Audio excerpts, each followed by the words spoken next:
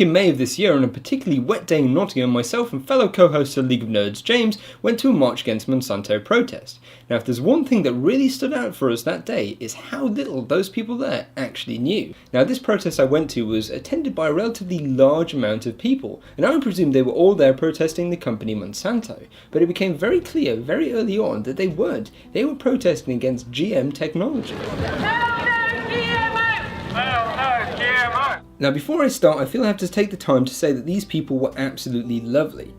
They're incredibly friendly, and you could tell the reason why they were there was because they actually believed GMOs pose a real risk. But, and I know this is going to make me sound like a real tit, they didn't have a clue what they were talking about, and the most basic of fact-checking could show how wrong they are. Nearly all of them couldn't answer basic questions. Questions like, why are you here? Why are you against GM technology? They either danced around the question or they would say, hey, you know what? I'm not here protesting GM technology. But all of them were chanting at the top of their lungs in the streets of Nottingham, no more GMO.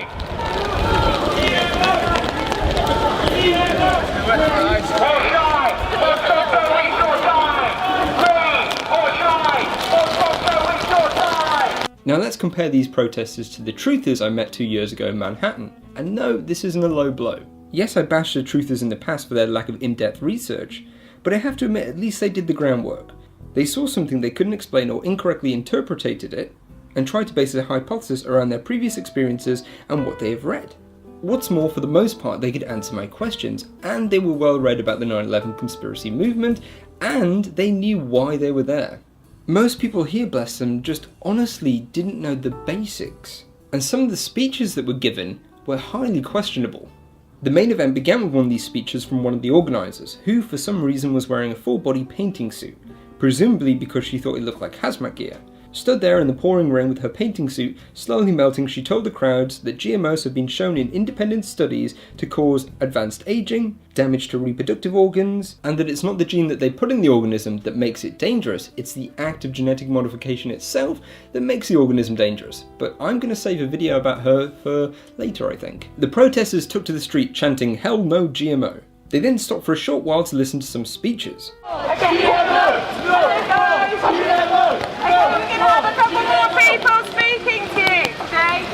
One of them was from a woman called Tracy Lloyd, who began her speech by saying, "Whilst I'm no expert." She then refers to a Hungarian man who, in his independent study, found that GMOs are actually dangerous, and as a result, he lost his job. And about, maybe a year later, a very nice Hungarian researcher at our local crop research institute told people that potatoes which had been GM modified would actually damage rats, and it was the modification that was the problem, not what had been put in. The actual process was the issue. And lo and behold, he lost his job almost immediately. Here, she's referring to Arpad Puste, I think I've butchered his name there, and his 1999 paper. The paper was called "The Effects of Diets Containing Genetically Modified Potatoes, blah blah blah blah blah blah blah." Now, it is true that this guy lost his job as a result of making his research public. What she missed out, though, is that he lied about his research on national TV. In 1998, he was interviewed for Granada Television's current affair programme, World in Action. On the show, he said the rats in his studies had stunted growth and suppressed immune systems. This was in stark contrast to what he actually told his boss, who was just like, "What the fuck, buddy?" Who then wanted to go see his research. When he actually saw the raw data, he said, "You know what? This guy's lying," and so he lost his job. Puste eventually published his research in The Lancet, reporting a difference in thickness between the gut epithelium of rats fed genetically modified potatoes compared to those fed the control diet. His findings on the experiment have been heavily criticised, and not only that, it doesn't contain any reference to stunted growth and suppressed immune system whatsoever, what he originally said on the TV. And not only that, there is no mention to the actual act of genetically modifying something being the cause of these things that apparently he's reporting on. So where on earth did Tracy get this from at the March Against Monsanto protest? I've come to the conclusion that she just made it up on the spot. Tracy next begins to talk about Bt delta endotoxins and glycophosphate, blah blah blah blah blah blah blah, things that we've covered 1,000 times here on the Power M 1985 channel, and I didn't want to bore you guys. Also, I was getting really bored of her, and I wanted to save my battery and my memory for more interesting people. Unfortunately, That never materialised because the second this protest finished, everyone disappeared. The only reason I can think of to why these people vanished is they cared more about being wet than they did about the potential dangers of GMOs. So here we are at the end of the video, and if you take anything home, I want you to take this home, that if you're protesting something, you should be able to answer the most basic questions. If you can't, you shouldn't be there in the first place. If you have to bend time and space and lie about facts and figures to make something seem really dangerous that you're protesting against, then maybe you're on the wrong side. And if you're listening to someone giving a speech and they start it with, "whilst I'm no expert," and they don't mean it ironically or sarcastically, then they're probably not worth listening to. It's one thing going to a protest on behalf of yourself and spouting crap, it's another thing to go there on behalf of a political party and spout crap. So let's dive in and talk about another speech that was given that day by a woman called Sue Malander. She, unlike others, was not only speaking for herself, but also on behalf of her political party, the Green Party. Now she's the head of the Green Party in Rushcliffe, I believe, and she starts her speech by saying that the Green Party are the only party that are against GMOs, as if their ignorance is something to be proud of. Can you hear me? Is that right? Hello? I'm Sue Malander. I'm from Rushcliffe Green Party and where I'm a Green Party councillor. And thank you for everyone who might have turned out on Thursday in similar weather conditions and voted Green as our only party that's anti-GMO. As she was saying this, I was wondering if she would have a problem telling a diabetic that no, they can't take their insulin because it's made by a GMO, or if she would have a problem talking to any kind of scientific researcher saying, hey, you know what, your model organism that's kind of genetically tweaked to kind of investigate something that has a potential of saving millions of lives? Well, sorry, you can't do that anymore because we are against GMOs here at the Green Party. Later in her speech, she mentions a BBC4 radio programme called Seeds of Trouble, and went on to say that the programme discussed how people who live next to farms growing GM crop in Mexico were suffering from higher rates of cancers and birth defects. There was a programme on Radio 4 the other day called Seeds of Trouble, which was about GMO crops being grown in Mexico and in America. And they were mainly soy, which again was mostly used to feed animals. But the people that live nearby had people that had babies there had terrible birth defects and cancers that were much, much higher than the same crops, areas living in the same crops that weren't using GMOs. And that was the strain of the wheat killer which the plants were immune to, but they were happy to spray it around and that was getting into the watercourse. It was also having an effect on wildlife. I was able to track this down to a 2003 two-part radio programme looking at the politics and the science of GMOs.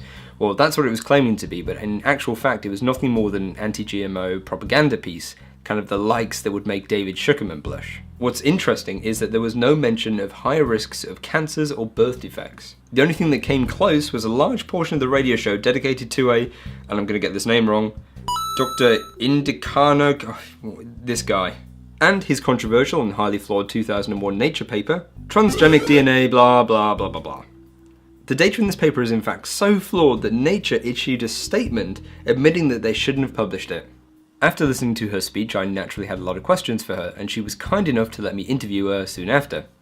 You picked a terrible day, by the way, to do all this. It's the same with It's an English summer, 3 days of sun and then a thunderstorm. So cool, I just wonder, could you introduce yourselves and say why you're here today? Okay. My name's Sue Malander. I'm a Green Party councillor for Rushcliffe Borough Council, and I'm also the second candidate for the East Midlands in the European election. Cool. And I'm here today because I feel very strongly that we shouldn't be having GMO crops grown in this country or indeed anywhere else.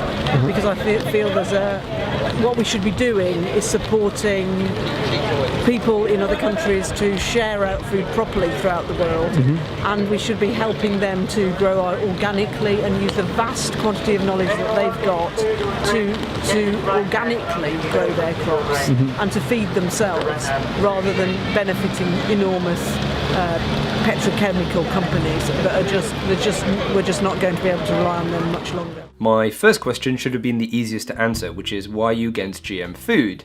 Now, instead of saying that how dangerous GM food was, she began to talk about the companies that made them. Okay, cool. I've got to say, I'm actually pro GMO. I've got a science background. I've worked with GMOs in the past, so I'm just curious to know why you're against genetically modified food. Then, what specifically do you not like about it? Well, we don't like the way that big companies are using so you get the plant and you make it so that it resists the effects of the pesticide. So then you can spray more pesticide. But obviously evolution happens, so the weeds are also going to evolve to become able to resist that pesticide as well. So then you get super weeds. But you've also got those companies that they're the ones who supply the seed to people. They're the ones that supply all the pesticides, and they've got them in a complete stranglehold. So people are reliant on them, and the sort of methods that they use are using more and more fertilizer, more and more pesticides, stopping people from using their own seeds. Even they can't even collect the seeds and plant them again like they used to. And so it's causing more and more poverty, and it's reliant upon oil, which we've reached peak oil. We're going to run out of. So we shouldn't be doing this. We should be using other methods. This is a fair enough point, but it's not the point she made 30 minutes ago in her speech in front of all those people, that GM technology has been shown to give people cancer and birth defects. I was really hoping she would bring this up again, but presumably because I introduced myself as a scientist and someone who'd worked with GMOs in the past, she was a little bit worried about discussing it with me. She also mentioned that some GM crops have been given the ability to resist certain herbicides. This increases the amount of these herbicides used. When it was pointed out to her that this is not the only ability that GM crops can be given, she danced around the question and fell back onto big company blah blah blah being evil, rah. But there are places where it's just not sustainable to grow the amount of food needed to feed your population, and so these plants would benefit. I mean, there's not just GMOs that produce pesticides or GMOs that are resistant to certain pesticides. There's ones that have higher yields. So are you against those as well? We're not against breeding for high yields, because obviously we've been doing that for thousands of years. And but what about genetically modified ones? We're not genetically modified ones, because, again, because it's the way they're produced by these large petrochemical companies. And also, I don't disagree with you, but there is enough food to go around. It's just that we don't share it out well enough. Again, not bad points, but certainly not what I was discussing and not what she was saying half an hour earlier. Towards the end of the interview, she began to talk about how she would solve the world's food shortage problem without using GMOs. She believes that the world's wealthy countries like the UK should switch back to organic farming, and that we should share our food with countries that are less well off. Whilst I'm not opposed to countries sharing resources, I know there will be places where this will be practically impossible to do. How are we meant to get food to certain people in deepest, darkest, wherever? How are we meant to do that? And if we do it, won't the food that we give them then be really expensive because shipping will cost a lot? That's kind of true, but realistically it'd be difficult to do that. I mean, if you're living in the back end of nowhere, you can't expect a FedEx to turn up with Christmas dinner.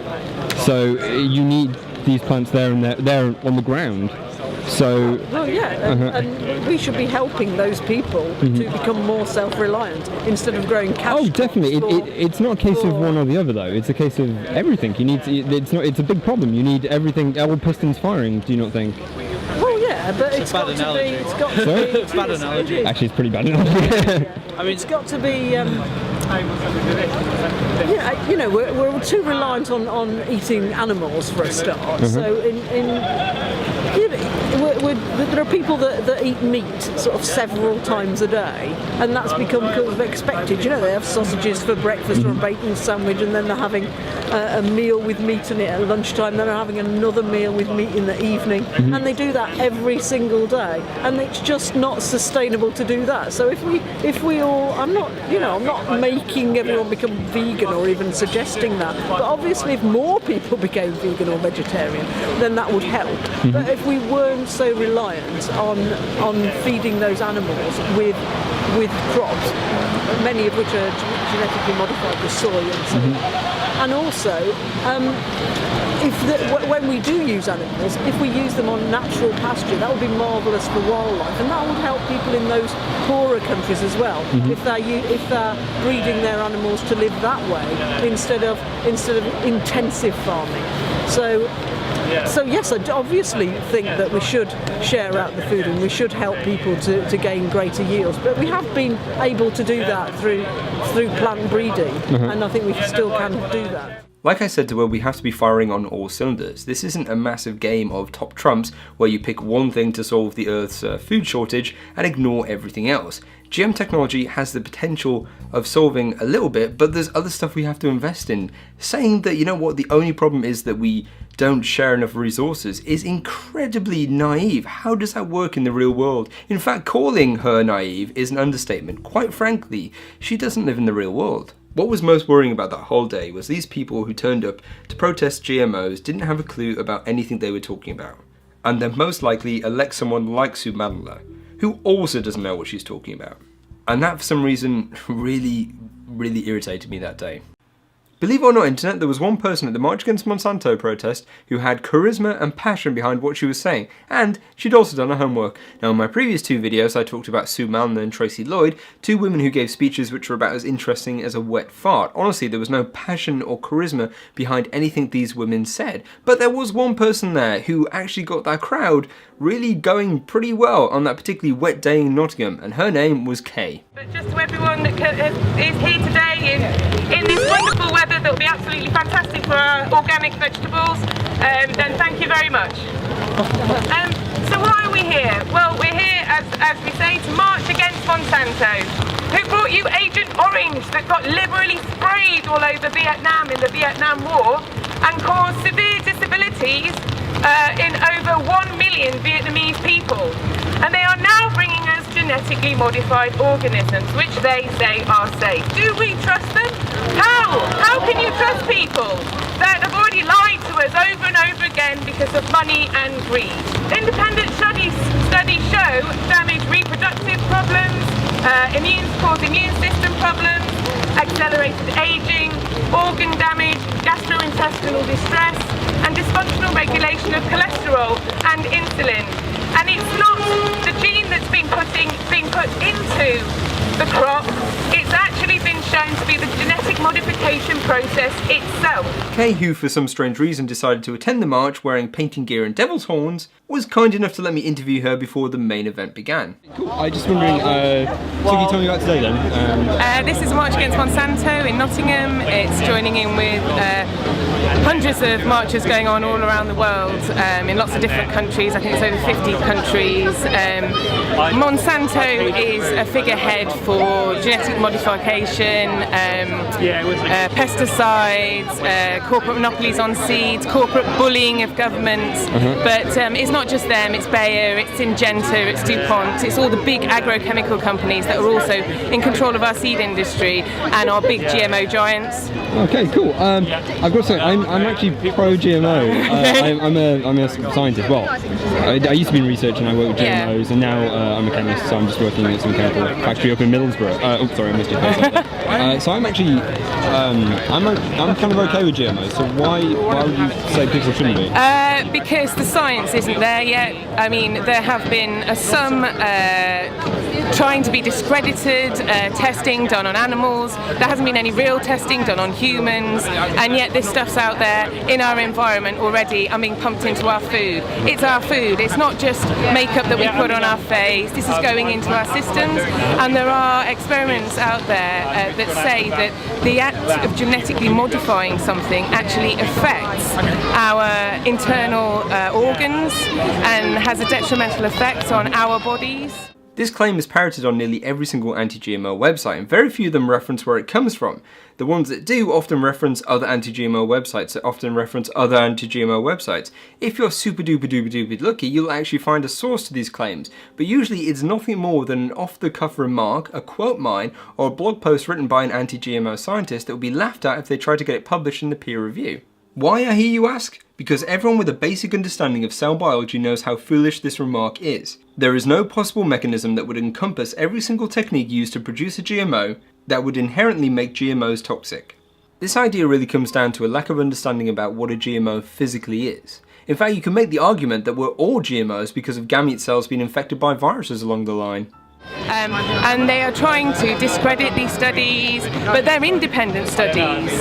They're not done by Monsanto or the Food and Drug Administration in America, who is also headed up by someone who used to head up Monsanto, which is a little bit of a bizarre situation. So these independent studies show that they cause cancers, they cause gastrointestinal distress. I've actually read the paper that you're quoting.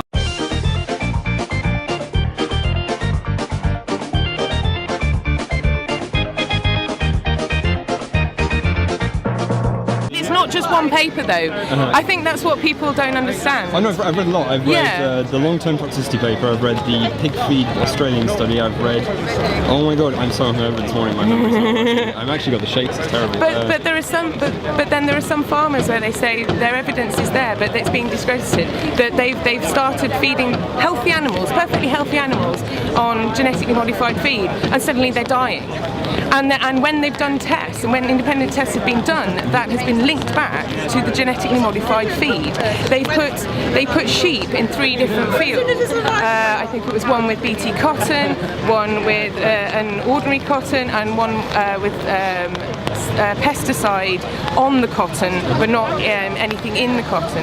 And it was the animals in the genetically modified field that died after a month of these tests, and yet the others didn't. Ignoring for a second that BT is used in organic farming and has been used for about 100 years, is she right about these studies? Well, here I believe that she's mixing up several very questionable papers, anecdotal evidence, and actual real-life peer-reviewed papers.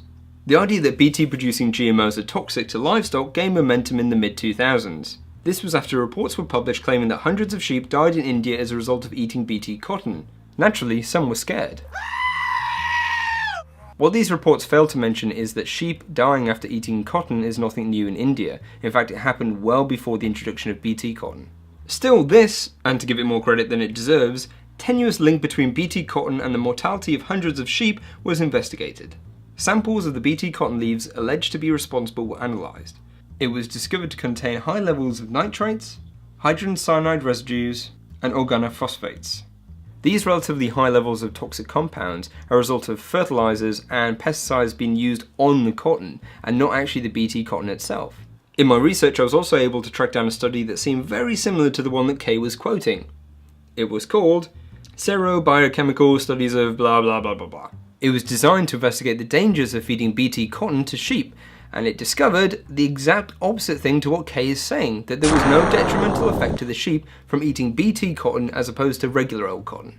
After Kay told me about the dangers of GMOs, I asked her to explain how America still has a population. After all, the majority of food that they eat contains a GMO. But then people would say in America, it's roughly about 70% of the food that's on the market there has some kind of GMO in it. So why? But do you think it's a bit weird that then there are all these rates of cancers going up and obesity and other things? I'm not sure about obesity.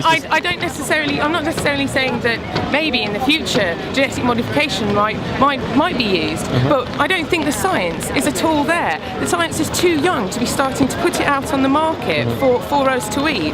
This is something essential that we need every day. And I don't think it's fair that we're being used as science experiments. Did you see that? Rather than defending what she just said, she sidestepped the question.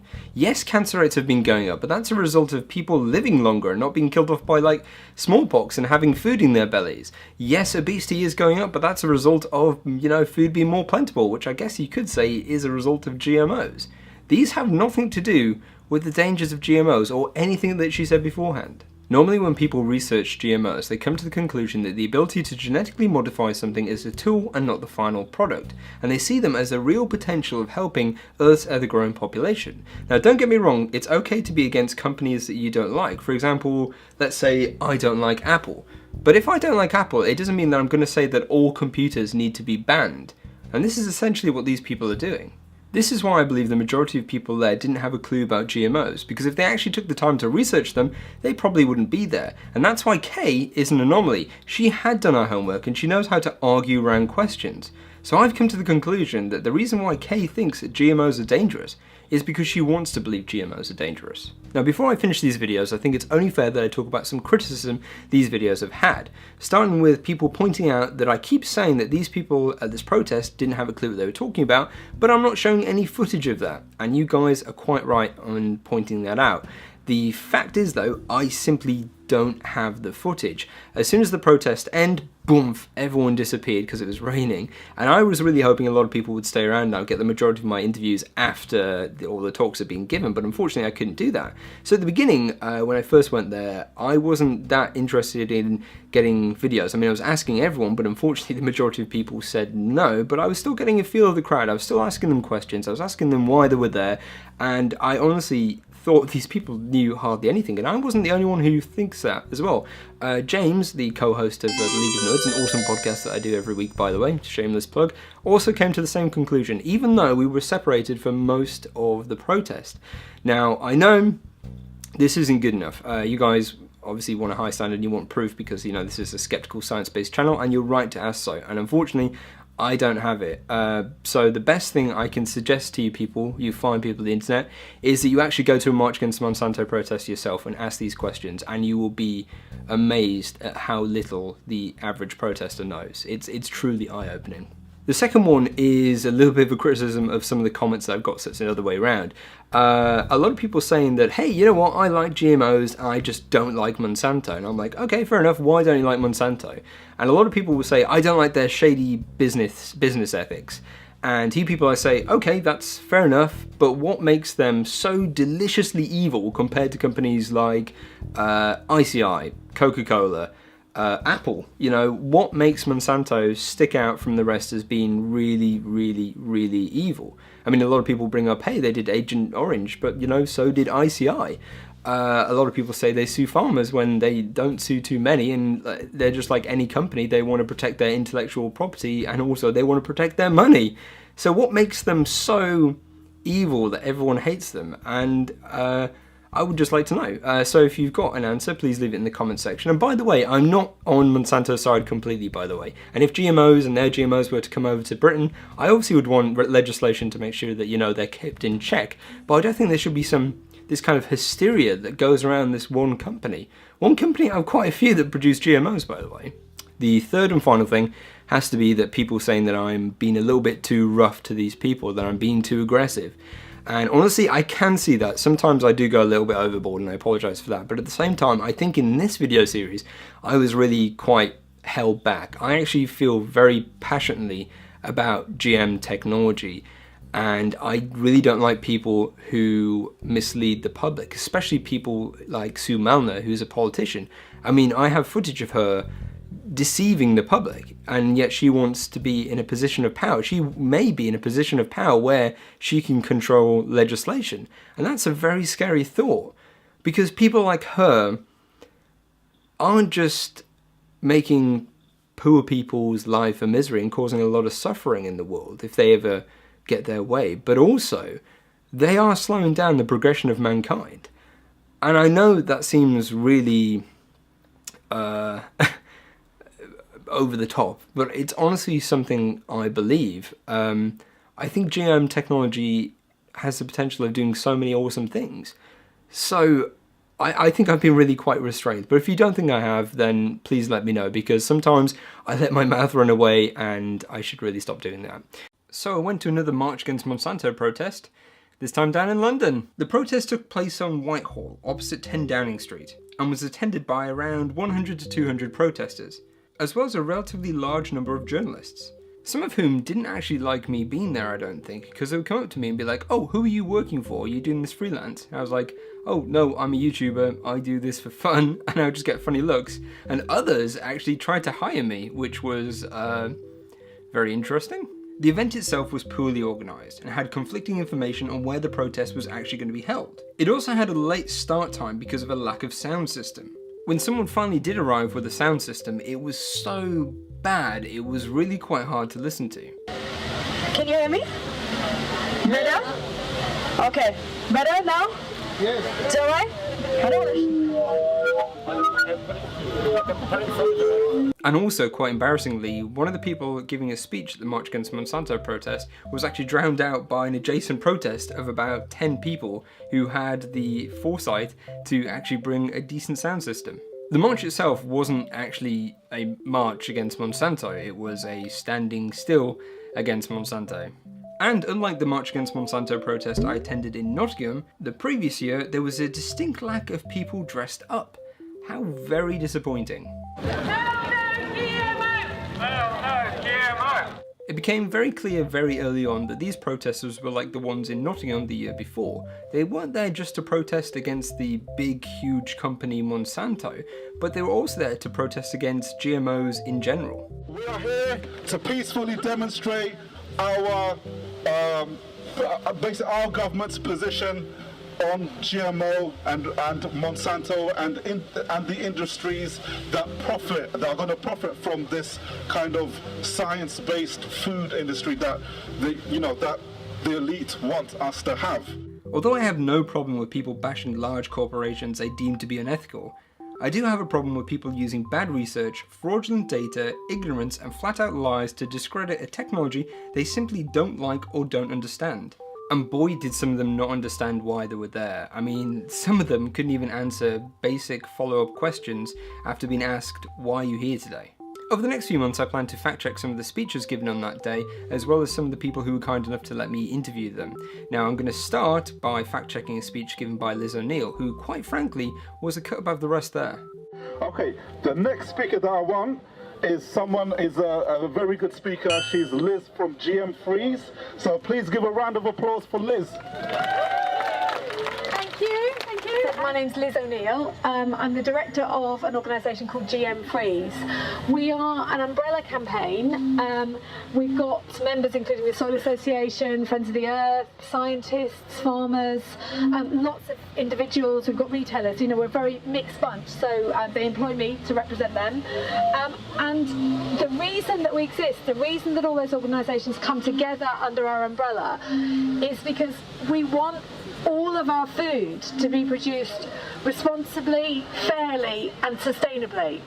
And we campaign for a moratorium on GM food and farming in the UK because what we see of GM is not that. We're not anti-GM for its own sake. We want something sustainable, fair and responsible, and that's not what we're seeing with GM. Liz is the director of GM Freeze, an organisation that works to champion the public's deep concern about genetic modification in food and farming, and is deeply concerned with the speed at which genetic modification is being introduced into food and farming. Those of you with a good memory will know that I actually was on the radio with Liz a few months ago, and I uploaded a video here on YouTube. And GM Freeze doesn't get involved. We don't have anything to say at all on medical uses. We're not superstitious about a technology. As it happens, I've done recombinant DNA technology. I started off with a biochemistry degree and I did it in the lab. We're not sort of superstitious people who don't think you should be meddling with nature. The issue is that the way that GM operates. But that's what it says on your website, isn't it? That you shouldn't mess with nature. Sorry? That's one of the quotes on your website, says that you shouldn't be messing with nature. No, it definitely is. I've definitely seen it. Quote somebody else. This is ridiculous. What have you done? Looked at the website for the organisation that I work for and tried to find 100 quotes you can trip me up with? This is ridiculous. No, I've looked to see what your organisation does and see what your stance is on GMOs. Now things did get a little bit heated in the interview, but overall I really enjoyed it, and she came across after the interview, when we talked a little bit afterwards, as a really nice person. So I was really excited to see her down in London and to hear what she had to say. My first experience of GM was actually studying recombinant DNA technology, as we called it then, and as I think some people call it now. When I was, it's a very long time ago, it was in the 1980s when I was at university doing a biochemistry degree. And, like most teenagers, I was very idealistic, and I thought that this was going to be something wonderful that would do great things in the world. And, unfortunately none of that has happened. GM isn't being used to feed the poor. It isn't being used to save us from climate change. In fact, 80% of GM crops are herbicide tolerant. That means that they've had their DNA changed so that they tolerate being heavily sprayed with very powerful weed killers. And the vast majority of that is glyphosate. You probably hear quite a lot about glyphosate today, and so it's a bit dull in a way talking about one pesticide, but you know, this is the reality of what GM is. The vast majority of GM is food that, whilst growing, is very heavily sprayed with glyphosate. And glyphosate was recently classified as a probable human carcinogen by the WHO. Now, that probable word, it sounds as if it's all negotiable. That's about as strong as they get. Do you know, this is the kind of organisation that I can't remember the number of decades, but it took many, many decades for them to classify tobacco as a carcinogen. So, you know, probable human carcinogen is pretty bad. And the thing is that glyphosate isn't just bad for us, it's devastating to wildlife. In the UK, we had the farm-scale evaluations. There were field-scale trials in the 1990s and early 2000s, and they showed that herbicide-tolerant GM crops are bad for butterflies, they're bad for bees, they're bad for all sorts of wildlife. And, you know, we don't need to rely on those tests. We've had GM growing in North and South America for 20 years. And the monarch butterfly, which is an amazing creature, it's a butterfly that migrates across 2 continents over, I think, 3 generations. It's just crazy. And it's, you know, absolutely adored in those countries. It's declined by 90%. And now 2 peer-reviewed studies have laid the blame firmly at GM farming techniques. So that's what the reality of GM is. It's not, you know, this wonderful vision for the future. Now, in her speech, Liz gave various reasons why you should be against GM food, but I'm only going to counter 2 of her strongest points in this video here. The first one being that GM food, specifically Monsanto's Roundup Ready crop, is responsible for the decline of the monarch butterfly in North America. The number of monarch butterflies have been worryingly decreasing over the past few decades, with the population in some area dropping by over 50% in the past 20 years. Many people have looked into this decline, and some, as Liz correctly stated, have put the blame solely on Roundup. One of the papers I believe she is referencing in her speech was Reduction in Common Milkweed blah blah blah blah blah blah blah, which correlates the decline in butterfly numbers with the increased use of GM technology in the area over the past 10 years. The paper claims that the increased use of the weed killer has decimated the area's population of milkweed, which the monarch butterfly uses to lay its eggs on, as well as using it as a food source for its young, and this resulted in the decreased population we see today. Although one could argue that correlation doesn't always equal causation, you can't deny that this argument is based in reality and on fact. So am I saying that Roundup Ready crops and the use of Roundup is responsible for the decline of the monarch butterfly in North America? Yes? Kinda. Although scientists have noted that milkweed is on the decline outside of the farmers' fields, they agree that Roundup has played its part in the decline of the monarch butterfly. So, should we ban Roundup? No. Roundup is simply doing its job and being a herbicide, and milkweed, by its name, is a weed and something that farmers don't want.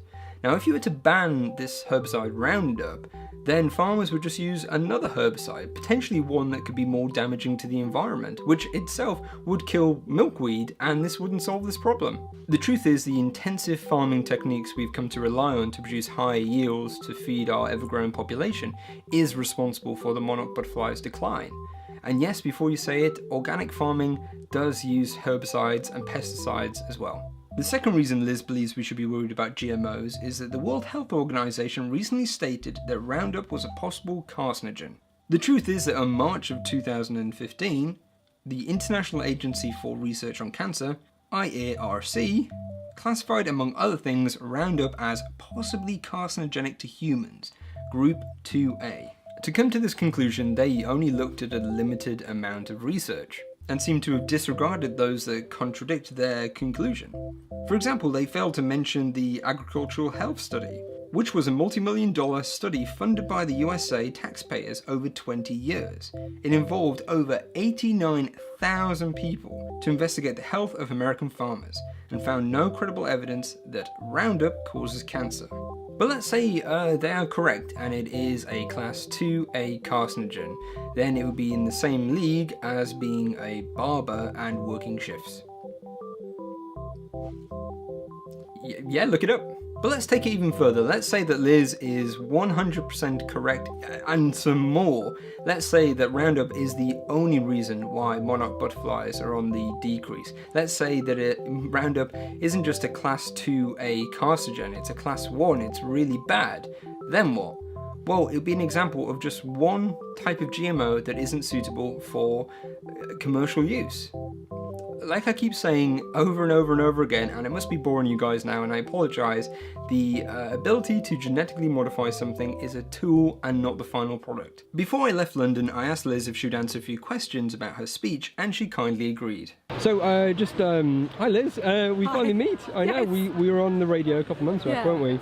Which I think's got a little bit heated, didn't it? Yes, it was quite a juicy discussion. It was really fun. I really yeah. enjoyed that kind of thing. Yeah, Cool. So, can you just tell me what you were doing today then, just now? Yeah, absolutely. No, I've come down to represent GM-Frees here at the March Against Monsanto in London, and you know, our position is very much about sort of GM overall rather than necessarily a specific Monsanto thing. But I think the key message that I'm really keen for people to understand is that is what the reality of GM is. So there's an awful lot of promotion these days about second generation GM, and there's a lot of assumptions made about why people might be opposed to GM. But you know, if you really boil it down and look at the facts of glyphosate tolerant crops, of the other GM that actually is in our food and in our fields and in our animal feed, then there are huge concerns for the environment, there are concerns for human health, and there's concerns about the social impacts of handing so much power for food production over to huge corporations. You know, basically, we want our food to be produced sustainably, fairly, and responsibly, and GM doesn't do that. So, you know, we don't want it. Is that just the companies that are currently producing it, though? I mean, would you say there could ever be a time in the future where their GMs might be okay? I personally would not say that it couldn't happen, because you know, it's a technology. A technology itself can't have any kind of moral compass. It's, you know, it's a technique that could be used for good, it could be used for ill, you know, and the way it's controlled could be good or ill. There are particular there are particular safety issues to be aware of with GM. You know, when you're fiddling with DNA, DNA is not Lego, it's not cut and paste, it's way more complicated than that. So there are very serious safety concerns that have to be addressed. But GM-Frees is about a moratorium, not a ban, because we're a scientific organisation. You know, we want to be open to what could happen. Can I ask you about that? You briefly talked about it when we were on the radio, and up there you said that you did a degree in back in the day. I did a degree in biochemistry quite some time ago. Where did you go? Strathclyde Clyde University. Oh, Manchester. Yeah, I wouldn't claim to be up to date on that. You know, I haven't worked at a high level, but what that gives me is just a basic understanding of the complexity of DNA, and also how fast-moving our understanding of something as complex as DNA actually is. You know, this thing where we're told that second-generation GM is much more precise. Well, you know, when GM started, that was supposed to be so precise. So, you know, it's constantly being changed. The more we learn about DNA, actually, the less we know. You know, the more we learn, the more we realise that there are depths that we haven't got anywhere near. It's almost like the oceans. You know? What would you say to people who would say that, you know, we've done safety tests and it seems to be hunky-dory, we're good to go? I'd be a little bit more reassured if the people who'd done the safety tests weren't the people who owned the patents and made a lot of money out of them. You know, call me a cynic, but that does worry me. I know it's not unique to GM. In fact, when I raised this issue with the Science and Technology Select Committee of MPs, that's the answer I got was, oh, well, that's how we do all of it. Okay, I don't think that makes it okay.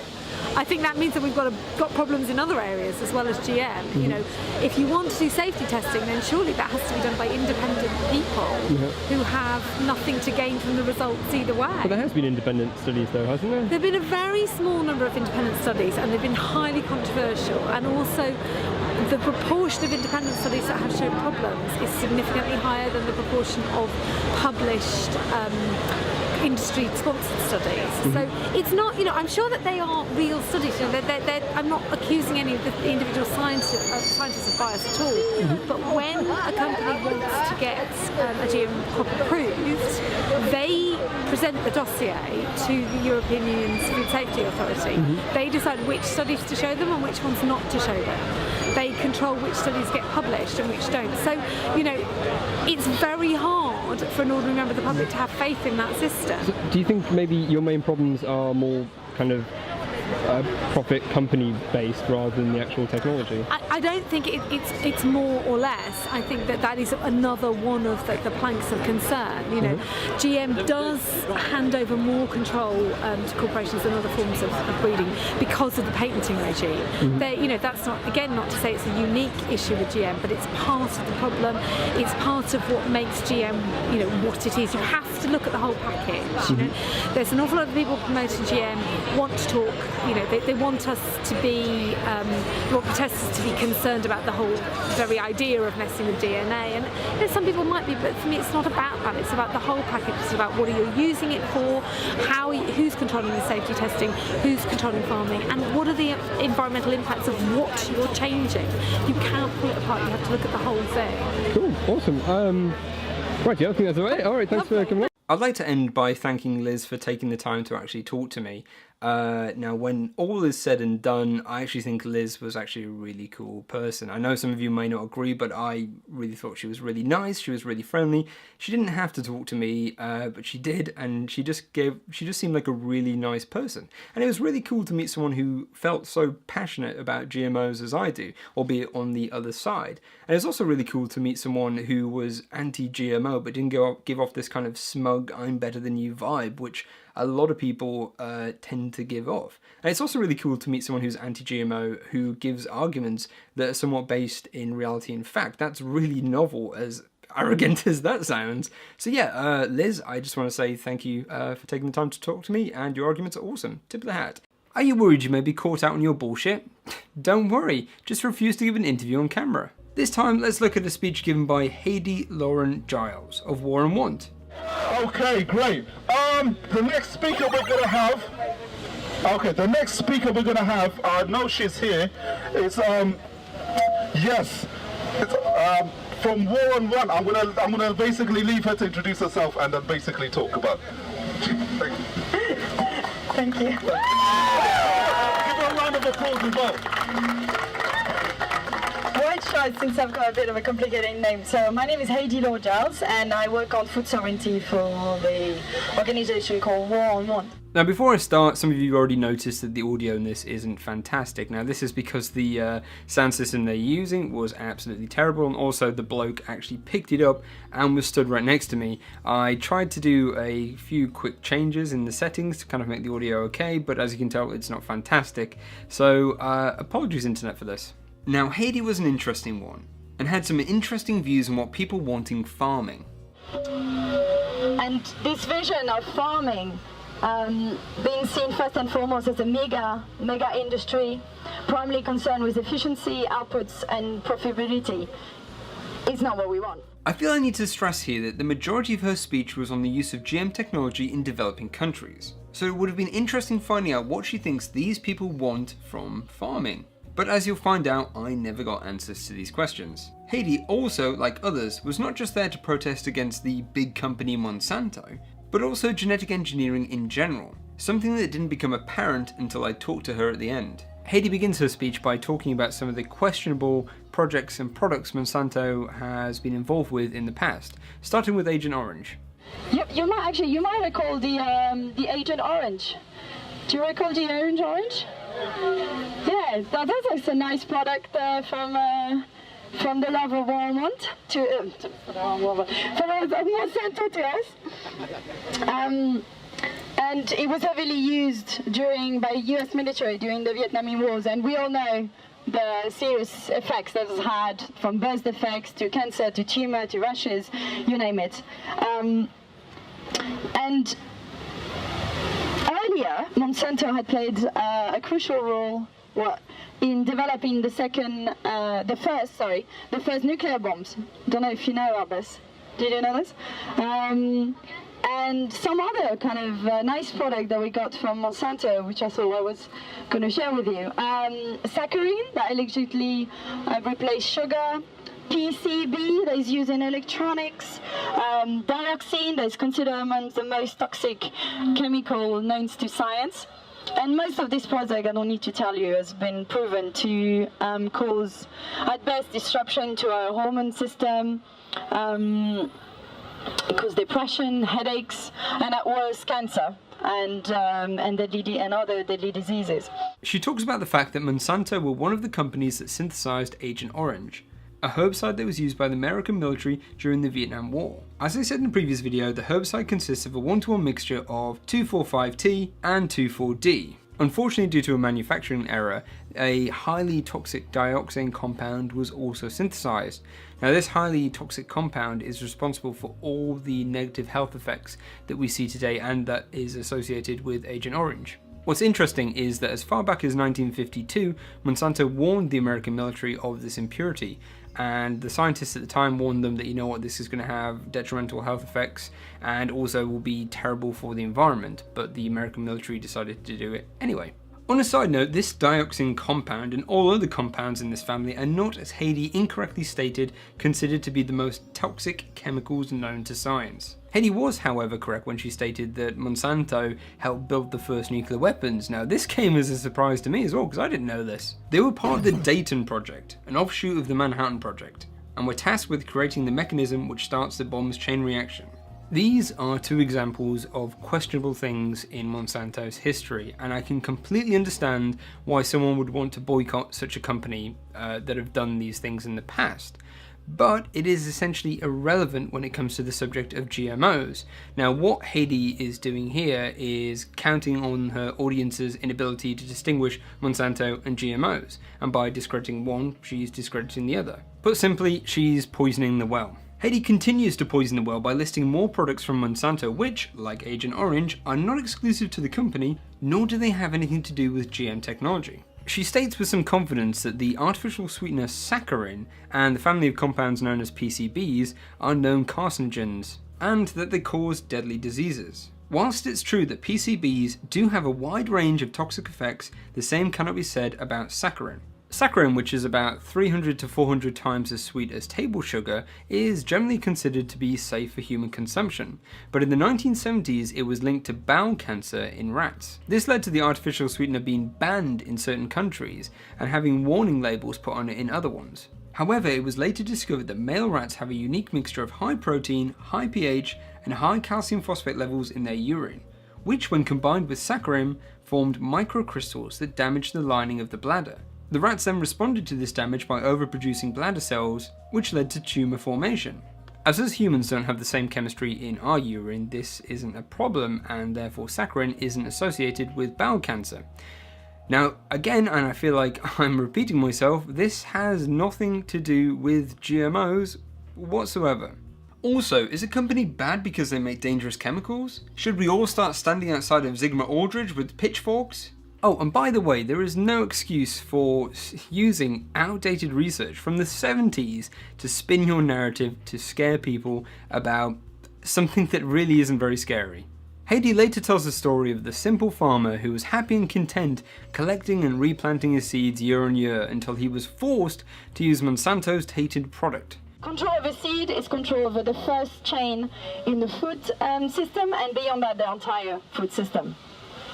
So for centuries, we've had farmers that have selectively bred plants, choosing the best ones that are most adapted to local climate and soil conditions, and have been able to kind of plant them year on year at no cost, and exchanging them between themselves to ensure kind of a diversity and mitigate any risk of planting just one seed, right? And that's created obviously the great biodiversity that we have on the planet. She states that previous types of farming created the great biodiversity that we see today. Saying this, quite frankly, shows how detached she is from the subject she's covering. Farming of any kind is detrimental to the environment. Yes, it depends on what kind of farming you're doing and what kind of practices you're employing, and yes, some opportunistic, you know what I'm trying to say, species have done really well on farmland, but overall, farming it takes a lot from the environment. It takes lots and lots of land, and it takes lots and lots of resources. As for Monsanto forcing farmers to use their seeds, the only thing forcing them to use anything like this is the open market, where farmers that use this kind of technology and other things can outcompete those who don't. This by no means is the strangest thing that Heidi says. She also theorises that the only reason Monsanto started producing GM seeds in the first place is that you can't make money from seeds you can't patent. Now, this natural process cannot be patented by law, so there's no direct profit to be made out of that, right? So the corporation has therefore had to artificially produce seeds, which GM is one of them, but there's also standardized kind of commercial seed or hybrid seeds. I don't know about you, but the first thing that jumped to my mind is someone better tell practically every seed company in existence that their business model is flawed. Like with Liz O'Neill from GM Freeze, I asked Heidi if she'd be willing to be interviewed on camera to define and discuss some of the things she said in her speech in greater detail, to which she initially agreed.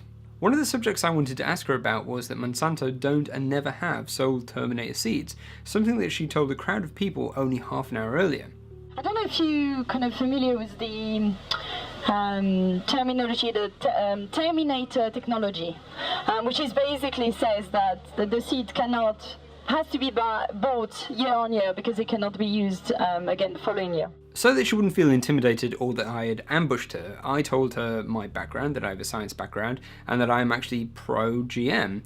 And the mood suddenly changed. She gave me a look of pure, disgust. This kind of, like that. She, really looked down her nose at me. And she told me that she didn't want to be interviewed. So I was like, okay, why not? I just have a few questions. And she said she was worried that I would edit her unfavorably. And I replied, no, I won't do that. And not only will I not do that, I'm going to upload the unedited version on YouTube for all to see so people can see that I'm not taking you out of context. And she still refused to be interviewed. So I did something that I've never done before. And that is, I told her the questions that I wanted to ask her, so she'd have ample time to think of a response. And one of these questions was the Terminator seed that I was really looking forward to asking her, and she still said no, all the time with this fecking look of just anger, and just she looked at me like I was filth, basically. She once again refused, but did answer my question regarding Terminator seeds. She said that I got the definition of Terminator seed wrong, a seed that you can only plant once and won't have any viable offspring. She said, no. What it is, it's a seed that you plant, and if you harvest it again the next year, the yields are lower, and then it's lower after that, and lower after that, and lower after that. I then said, okay, well, that still doesn't exist on the market, and also that isn't what you told a load of people half an hour earlier. She again gave me this look, this time up and down, and then I thought to myself, I'm really not going to get anywhere here. So I thanked her for her time and said goodbye. One thing that really came out in our little chat was how much she was against GMOs. In all honesty, my questions really revolved around capitalism and the protection of intellectual property and the boycott of Monsanto specifically. But the one thing she couldn't seem to get her head around was that someone like me was okay with GMOs being used to help feed our ever-growing population. This is when I realised that everything that she said in this speech was really just to poison the well against GMOs. I really wish she agreed to be on camera so you could see this for yourself, but unfortunately this is going to be one of these cases of you're going to have to take my word on it, and I'm really sorry because I know that's not good enough. At the end of the day, I was really disappointed that someone who gave a speech at a March Against Monsanto protest refused to be interviewed by me and to be asked some very basic questions. I mean, for goodness sake, I told her the questions that I wanted to ask her. Now, don't get me wrong, I can completely understand why someone who just turns up that day just to protest may not want to be recorded. That's completely fine. But Heidi gave a speech that day. She stood up and said, you know what, this is me, this is my organisation, War on Want, and this is what we believe. Now, what does that tell you about her, that she didn't want to be interviewed afterwards, even after I told her the questions that I wanted to ask her? It says that she was worried that I could easily knock them down. She said more by saying nothing than she ever could by actually agreeing to be on camera. No, GMO! No, GMO! No, GMO! Now, this video is going to be a little bit different. I'm going to be quasi-fact-checking and critiquing a guy who did a spoken word thing or rap or whatever the hell. And you know what? I honestly feel like being an arse. I'm in a bit of a bad mood, so screw it. Let's vent. Hopefully the microphone will be all right. Okay, thank you. So we're going to get the program started now, and we're going to start off with a bit of a performance from a revolutionary rapper and an activist. He's a good brother. His name is Iron Ideal. I know he's here, so can Iron Ideal come to the stage, please, and do your thing. Iron Ideal. Oh, he's here. Blessings, people. Blessings. How's everybody doing? Everybody good? Yeah, come on, make some more noise. We're here to stand against Monsanto, so we need to hear some energy so they hear us across the road. Everybody feeling good, yeah? I'm feeling a bit like venting, but, you know, I appreciate you asking. Thank you. Okay, cool. So we're going to start off with a chant, yeah, just to kind of get the movement going, you know? So when I say no, no GMO, I want you to say, we don't condone Monsanto, yeah? Because Monsanto and GMOs are synonymous, and Monsanto, as we all know, are the only company that make GMOs. So we don't condone Monsanto. No, no, GMO! No, no, GMO! No, no, GMO! Now, you can't really tell this in the video, but only about 15 people were chanting back out of a crowd of about 200 people. I mean, I had a look around, and I kind of, well, I'm not gonna lie, I felt a little bit sorry for the bloke. Yeah, that's it, that's good. Okay, cool, so I'm going to start with a spoken word piece on Monsanto that you can find online. Yeah, I go by the name of Iron Ideal. So, yeah, I hope you enjoy and learn something from it if you don't have much to know about Monsanto. But yeah, it goes like this. Learn something from me if you don't have much to know about Monsanto. We are going to be in for a treat here, people of the internet. Start with planting your own garden harvest and only support local farmer markets. For Monsanto only care about targets charting, so they're on mass producing, a sad illusion creating mass confusion. The lack of fruit pips that their fruits give is actually stupid, yet pretty smart. This lyrical genius who would give Kanye West a run for his money is presumably talking about Terminator seeds here. You know, those things which aren't actually on the market and probably never will be. For they want to control everything we plant and take out little farms. So they're genetically modifying what we're buying. Apart from here in the UK, of course, where this gentleman is from. Trying to play God with science so they can see their profits rising. I've heard the saying playing God quite a lot since I've been online, and honestly, it doesn't really make any sense. You could argue that humans have been playing God for thousands of years. I mean, if you were to go to your local Sainsbury's and pick up a strawberry, do you think that looks like it does in the wild? How about corn? How about bananas? How about any of the things that we've been breeding for thousands of years? Do they look like they do in the wild? Probably not. In fact, playing God is the reason why this guy has a full stomach, has his synthetic clothes, and isn't dying at the age of 30 covered in his own excrement. But with Mother Earth it's not complying, not so dying, and it's not surprising. Are they? Because this is news to me. Are they dying because they're not going to farmers' markets? Are they dying because of a technology that isn't even on the market? Or perhaps they're dying because they're playing God? Due to contamination from pesticides that are dangerous. It's hard to counter this one because he's not giving us the specific pesticide. It's a fact, they're A-risk, stats have stated. Genetically modified food has related to cancer patients. No, it hasn't. And any paper out there that claims that genetic modification causes cancer is either fraudulent or flawed, because the act of genetically modifying something is a tool and not the final product. And other tragic cases, so anger's raising. For the FDA, just get some pay and never say what medics raised when testing the genetic change and the effects it gave when it's 8. I tell it straight and educate. You tell it badly and you spread bollocks. That's kind of the opposite.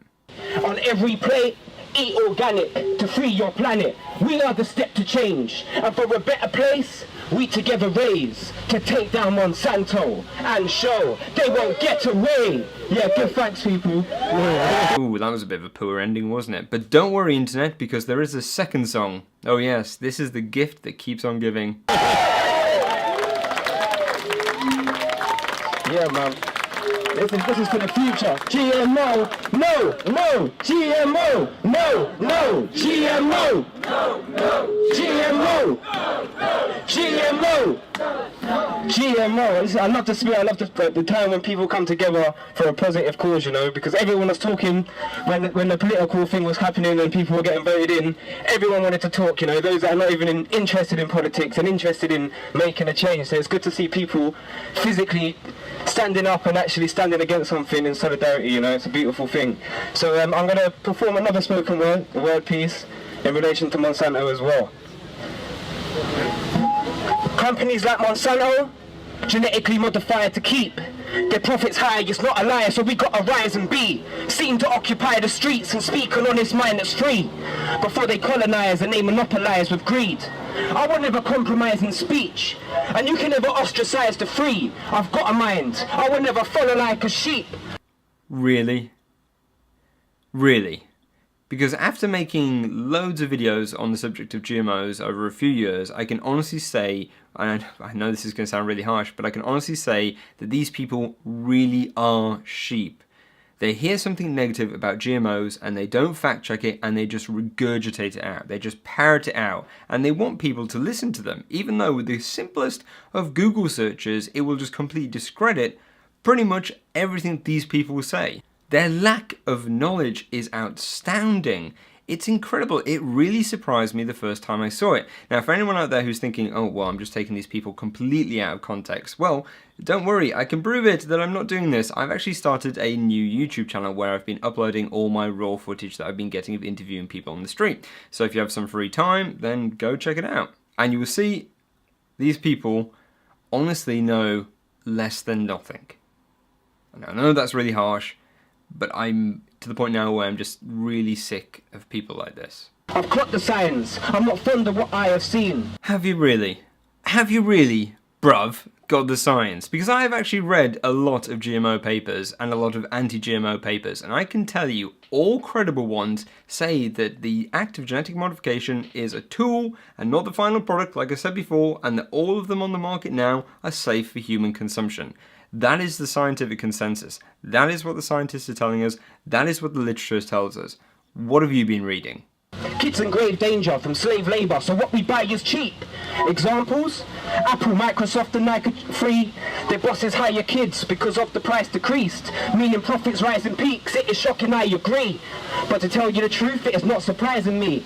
Because they want a life of greed, regardless of those losing lives. From those on site who have died to those committing suicides. This really has nothing to do with GMOs, pesticides, or Monsanto, but I've left it in because it's interesting, because unlike the protest up in Nottingham I went to the year before, the one down in London, this one has a really quite big vibe of anti-capitalism.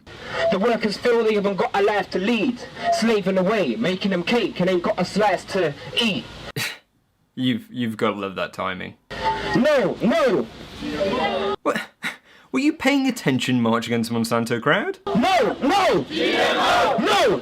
GMO! No! GMO! Yeah, beautiful. So, yeah, this is for the future generation. That's a good thing as well, seeing the parents with their kids as well. Because that's who we're really here fighting for, you know, because this affects us on so many different scales. It affects people worldwide, you know, it affects farmers, it affects the health, you know. This part I actually really agree with.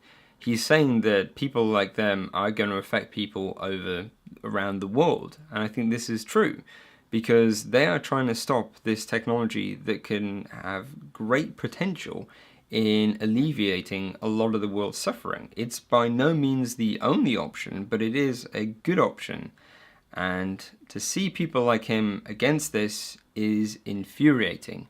But hey, I guess it's really easy to do when your belly is full. So the NHS are benefiting from it, and especially where it's going private, it is a way to keep us ill. So, and another thing is organic food is so expensive, so we need to also... Do you want to know why it's more expensive? Because it costs more resources and more land to make. Find a way so we can actually address that and so they can't keep capitalising off organic food because now it's becoming a trend. Do you see what I mean about him being anti-capitalist? It's kind of odd. He's saying that he wants more people to eat organic, which then, if he got his wish, more people would like open into that market. But he doesn't want that.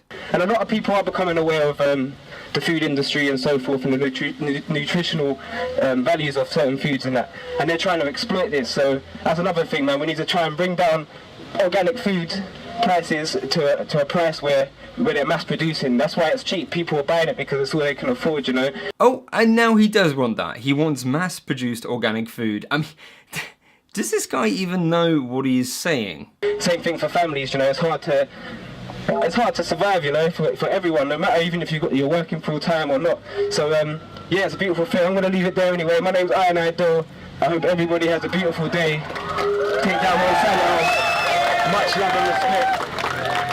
One love, yeah? I want to say thanks to Myles. Well, thank goodness for that. He's finally over. Now, apologies, I know I've been a little bit on the arsey side in this video, but to be honest with you, I am so bored of these people and so aggravated by them. It takes effort to be this misinformed, to go out your way to not fact check these things that you have been told. That takes effort. And here we have a guy who thinks that his courage of his convictions can easily outdo his lack of knowledge and talent, telling people stuff that a quick Google search or a tweet to a scientist would correct. People like him aren't just aggravating, they're slowing down the progression of mankind. And if history does ever remember people like him, people who were at this protest, not to protest the huge, giant company Monsanto, but the act of genetic modification, then if it does remember them, it's not going to remember them too favourably. Do you guys remember when the World Health Organization said that the active ingredient in Roundup, glyphosate, is a probable human carcinogen? Well, it turns out they don't think that anymore, and it's about that time of year again where people from all walks of life come together in cities around the world to publicise their ignorance about a technology that they don't like but also know very little about. I'm of course talking about those who attended the rather misleadingly named March Against Monsanto protest last week. The reason why I said it was misleadingly named is because the vast majority of people who attend these protests aren't there to protest the huge bio company Monsanto, but instead are there to protest against GMOs. In general. Now, I did give some serious thought to attending one of these protests, like I have done for the past 2 years, but then I thought to myself, it's going to be a waste of my supporters' money, because I'm going to go to one of these protests, and all will happen is I'll hear the same rubbish arguments and the same lines parroted by people who clearly haven't looked up the actual data behind what they're saying. And you know what, after looking at social media over the past week, I'm not wrong. It's the same thing as it was the year before, as it was the year before then. And to be honest with you, I'm kind of bored of it. But at the same time, I know that I haven't finished my debunking or kind of fact-checking March Against Monsanto protesters. So I think it's about gosh darn time I started doing that again. Starting with this lovely chap here. Right, I just needed to find your face, and it has. Does that look respectable? Awesome. So can I ask, how come you're here today, and how come you've got a sign saying, stop corporate takeover, TPP, TTIP, no GMO? So why am I here today? Well, I suppose with these trade agreements, number one, GMOs, the science has been bought, already. They don't entertain, that I think GMOs inherently haven't been studied properly. No long-term, intergenerational things have happened with it. Oh, for God's sake, YouTube, again with this bloody rubbish. It's every bloody day. Like everyone who attends one of these protests, with the exception being that Lily Giles woman, this guy was actually really lovely, and you could tell by talking to him that he really thought that GMOs pose a real risk to the environment and to people. However, unlike other protesters there, this guy actually seemed to be fairly switched on and seemed to be open to the idea of changing his mind when confronted with new evidence, like I did when I talked to him about Bt delta endotoxins. So what makes GMOs specifically bad though? That's not to do with corporations? Oh, okay, yeah, specifically. Okay, with number one, or I suppose one, like, yeah, it depends on the sort of GMO as well, but they can actually have pesticides spliced within it, within, and so apparently the insects then won't eat it because their stomachs will burst, but supposedly if we actually then eat that food, nothing happens to us. Well, it kind of makes sense though. You're referring to Bt delta endotoxins. I mean, have you ever taken an antibiotic before? Yeah. So antibiotics kill bacteria, but they won't kill you. It's very specific. And so some people say, well, Bt is very specific as well. So surely that'd be okay? Surely. Well, you know, there's also lots of science coming out about antibiotics as well. But hey, I do believe in antibiotics. Don't get me wrong. But it's like we assume we know, you know, that we know so much about what these toxins do. Like, has the science been done on it? What science has been done on it? With Bt in particular, it's actually used in organic farming, and 60% of organic farmers in America use it, and it's been used for 100 years. So, how does that work with the Bt being not too good? Well, I don't know about that, about the organic farming side of things, but I'm open to hearing the argument. But it's taken from bacteria, and they found that if they just sprayed bacteria on these crops, then they wouldn't get anything munching away in it. And then they took out the gene that makes this. Took out the gene that makes this delta endotoxin, and then they put it into the plant, and then that's why it's supposedly plants they don't eat. Sorry for the hard questions, but but in a way, like, let's have this information out, because I'd actually, you know, like, but inherently, I don't think necessarily sometimes, you know. What really took me by surprise about this guy was his criticism of the Seralini paper. You know, the long-term toxicity of Roundup and Roundup tolerant blah blah blah blah blah paper. That paper that has been a cornerstone in the anti-GMO movement ever since it was published back in 2012.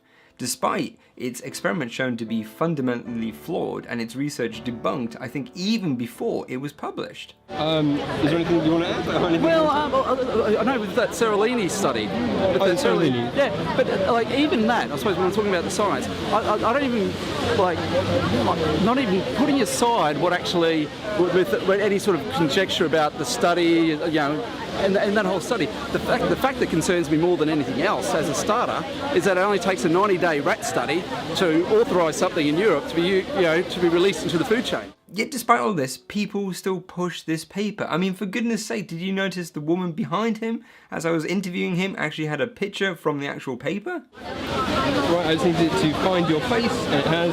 Does that look respectable? These pictures were really horrific because they showed rats who, by mass, were 25% tumour. It was really gross, and if you want to know how fundamentally flawed that paper is and how, in my opinion, is incredibly unethical, I actually made a video about it and links and all the rest of it in the doobly-doo. But what's amazing is, like I said, despite this paper being thoroughly ridiculed and thoroughly debunked, there are still people who quote it. In fact, there are still people who try to give the anti-GMO movement a little bit of credibility, like promoting this paper as well. For example, GM Freeze. They still have it on their website, despite me personally telling on the radio its director, this Liz O'Neill, that this paper is flawed, and yet it's still there. What do you think of the Seralini study? I haven't looked at it in depth, but and obviously I have read, you know, I think that most importantly, you know, there's all been, you know, there's all sorts of arguments of, you know, how things were flawed, etc. Let's redo the whole study, make it public, which I understand it may be happening, and he was, and let's do it again, because obviously maybe, you know, maybe there was flaws in there, but okay, maybe there is something to it as well. So what am I saying? I'm saying listening to this protester have a bit of skepticism and a bit of doubt about what's in this paper is a breath of fresh air, and I tip my hat to you, sir. After this guy talks about the Seralini paper, he then talks about his concern about these 90-day rat studies that are required before you allow a GM product to be introduced into the EU. Here, presumably, he's talking about the European Food and Safety Authority, who demand these 90-day studies, all of which, by the way, have shown that GMOs have no negative effects on the animals they're testing them on. There are two things that are really wrong with what he's saying here. The first thing is, how many foods do you guys know that have to go through 90-day rat feeding studies before they're released so you can eat them? Probably none. How many hybrid plants? How many of that kind of jazz? Probably none.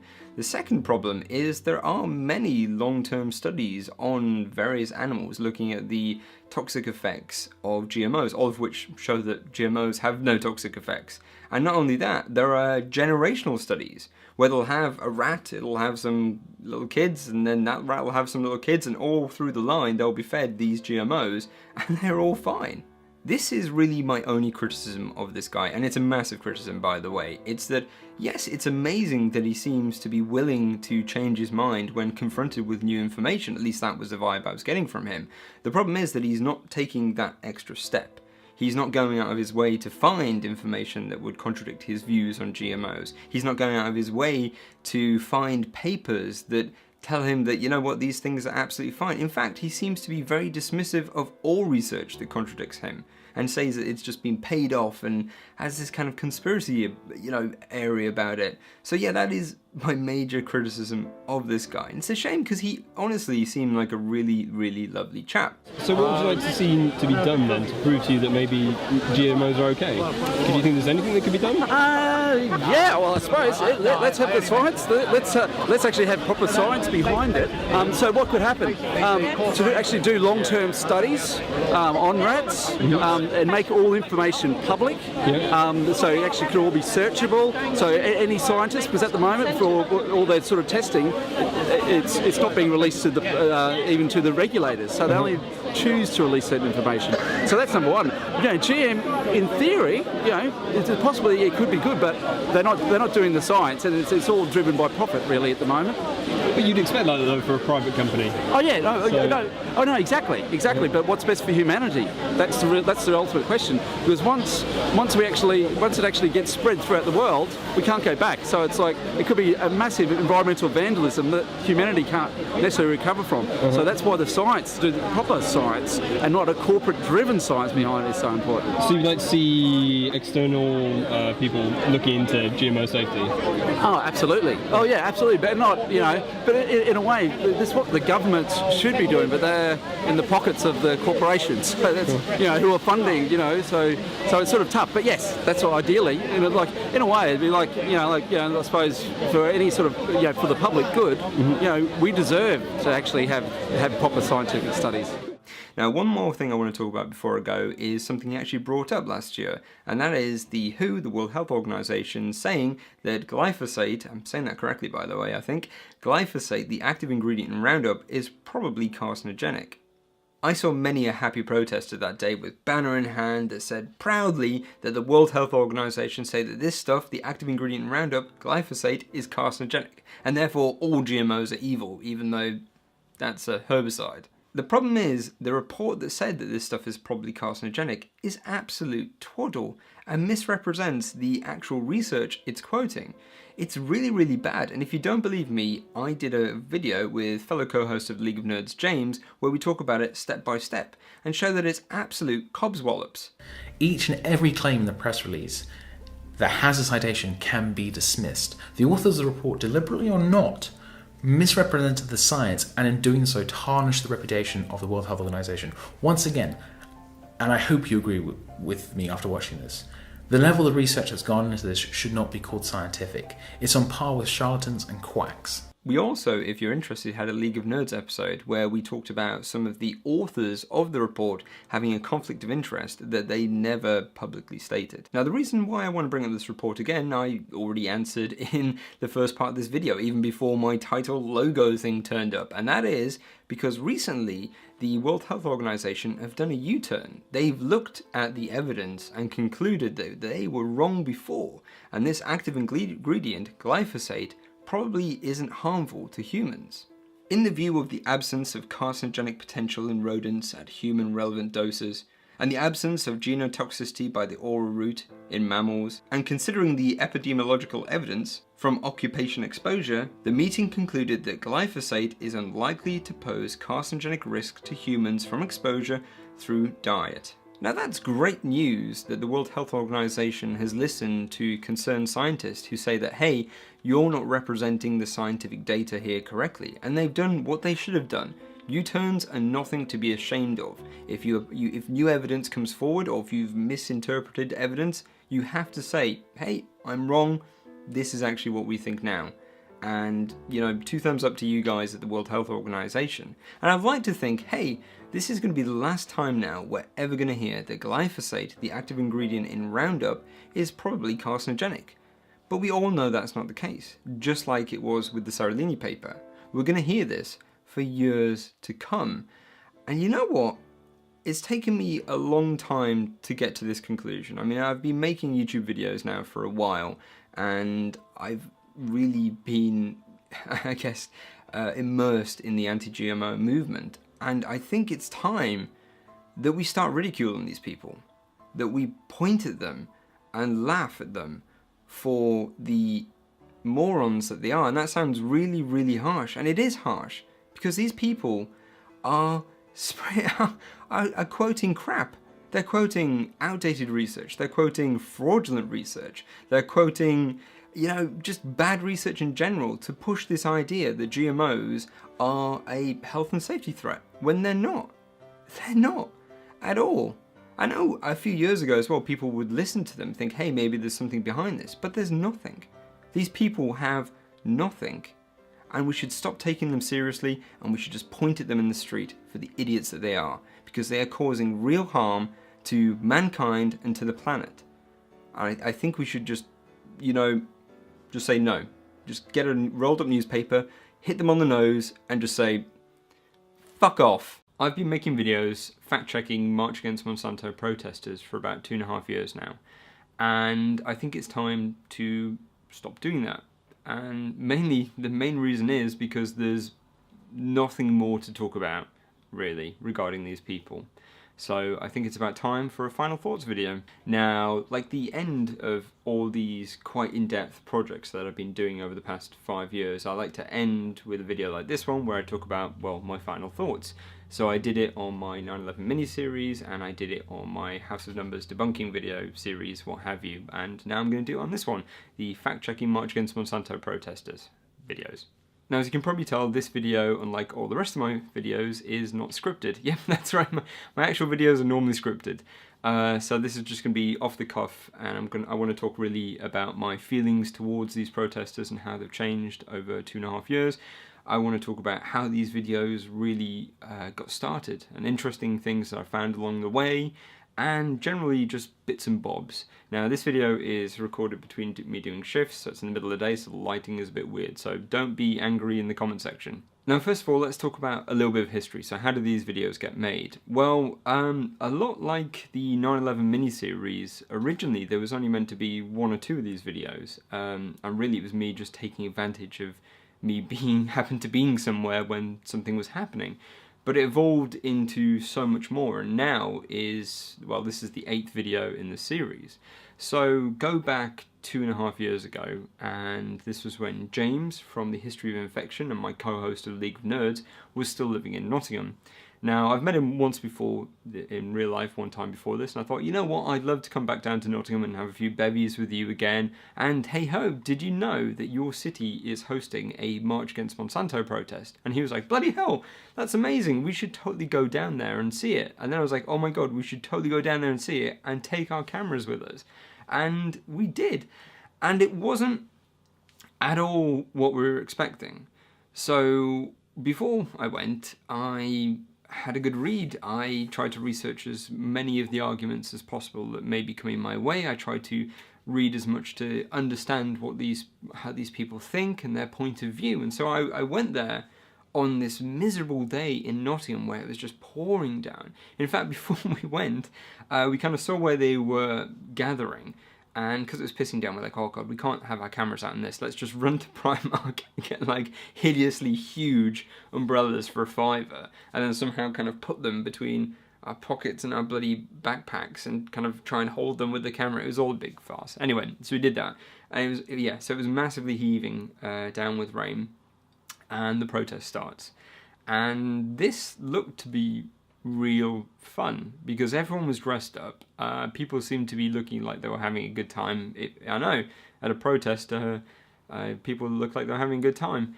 And yeah, so it started, and we had a bit of a speech from the main organizer talking about Monsanto and what have you, but then she started talking a lot about GMOs in general, not just ones that came from Monsanto. And then we had this other woman come up with her daughter who gave a little bit of a poem, and then they were mainly talking about GMOs and not specifically Monsanto. And this is the first inkling me and James had that maybe these people weren't here, as we originally thought at the time, just to protest against the huge company Monsanto. We soon realised that these people were here to protest against GMOs in general, which, as naive as it sounds, wasn't something that I was expecting at all. So there was a little bit of a pause between when the protest really started and after these initial speeches. So I took this time, and so did James, to go around with our cameras trying to get as many interviews as possible, but as we didn't have much time, I only managed to get one.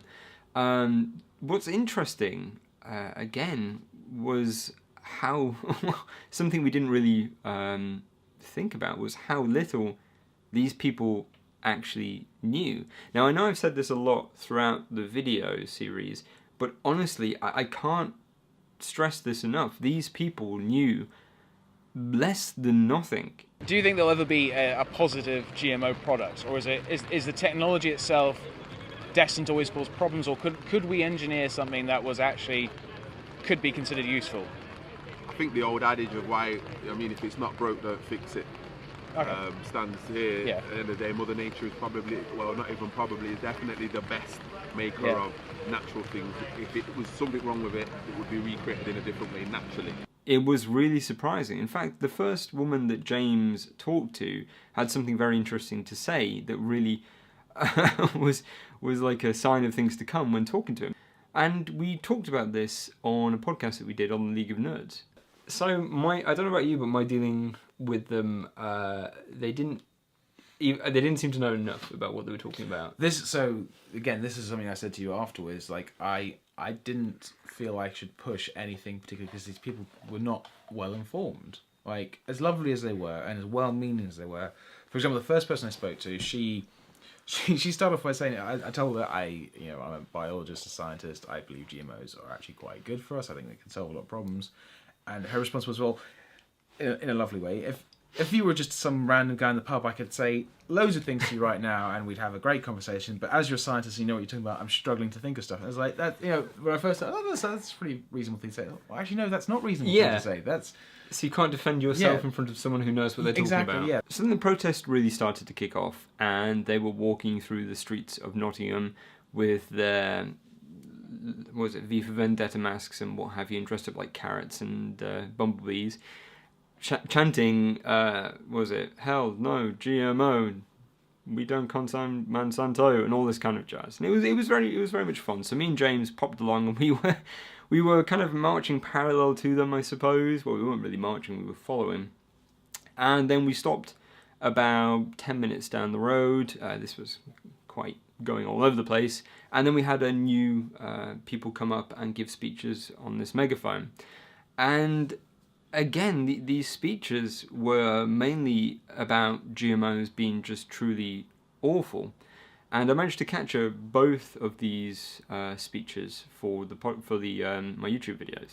Now, one of them was by a woman called Sue Malner, who I made a whole video on, and she is from the Green Party. And what was really infuriating about her, was that she was running for a position of power, but also that she was saying one thing to the people with the megaphone, GMOs are terrible, yada yada yada, but then when I came to interview her later, she was saying something completely different. She was saying, oh no, we need to work on infrastructure. Infrastructure is the true problem behind poverty. And I was like, okay, yeah, that's a great idea as well, but we need to be firing on all cylinders. This isn't a problem that will have one solution. We need to be going at it at all different points. And she was like, yeah, but she kind of just, rubbed it away, just go away. She never really addressed it.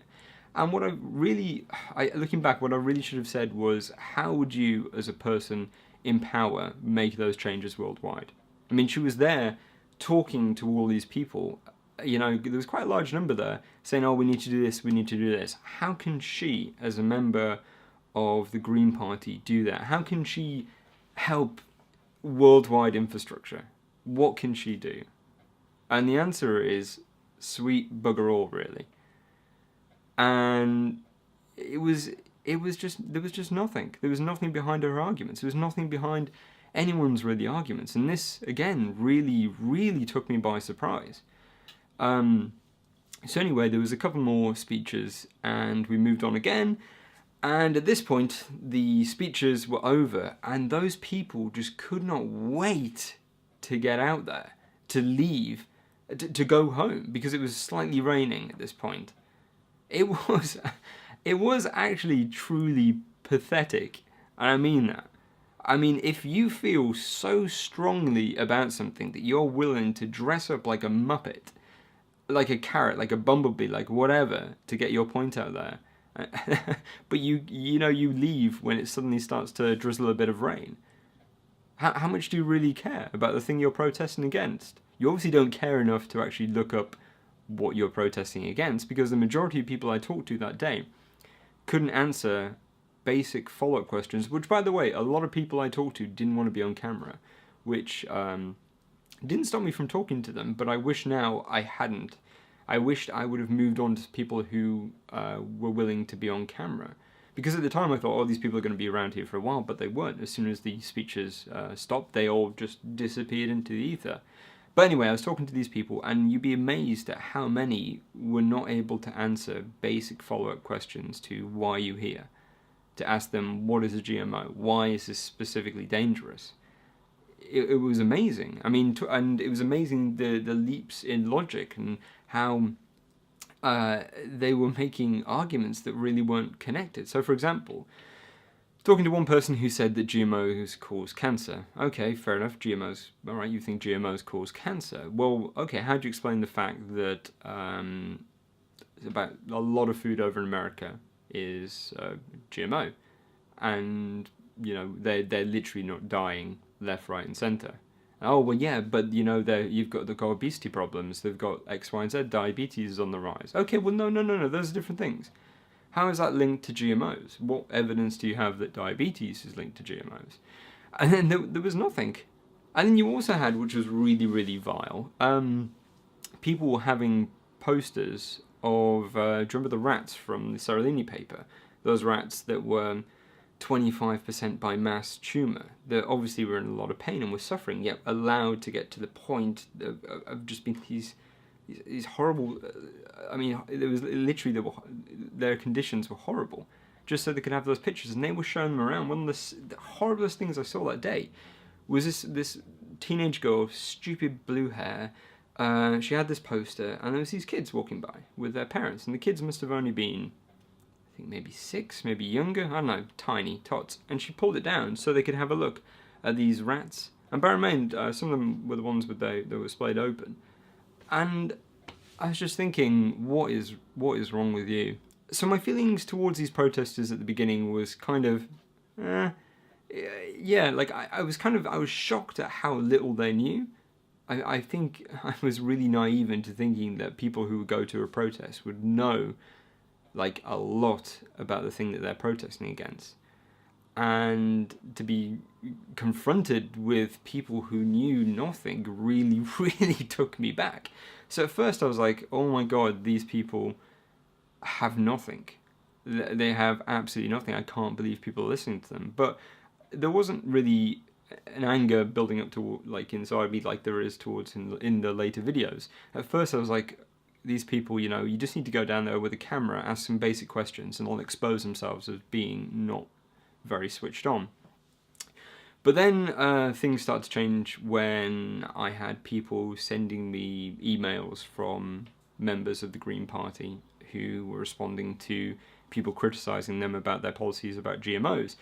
And one of the emails was quoting the Seralini paper, a load of them were quoting other crap debunk papers that I have talked about on this channel, And I just couldn't believe that you have like a massive like political party like the Green Party in the UK promoting shit science to promote their agenda. And this again, I think it just came from me being really, really naive and maybe not really into politics. Was really quite an eye-opener. So anyway, a year goes by and there's a March Against Monsanto protests around the world again. I'm like, should I go to it? It was all right last time. And there was two reasons why I wanted to go again. The first reason was I didn't think I got enough footage to have like a fair representation of people who were there, because everyone in Nottingham scarpered as soon as it was raining, as pathetic as that is. And the second reason was because one of the speakers who was attending the London March Against Monsanto was a Liz O'Neill from GM Freeze.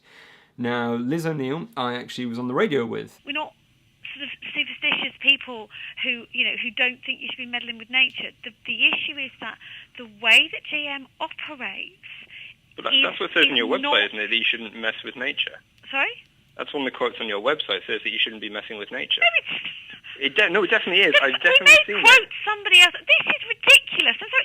What have you done? Looked at the website for the organisation that I work for and tried to find 100 quotes you can trip me up with? This is ridiculous. No, I've looked to see what your organisation does and see what your stance is on GMOs. And she actually off air was quite nice, and even in real life when I did get to meet her was quite nice. And she really, I thought, represented a really someone who would make good arguments, someone who actually knew what they were talking about. So I thought, you know what, I have to get down to London and I have to go to this protest and I have to be there with my camera again. And I did that. And I just want to say, by the way, thank you to everyone who supports me on Patreon.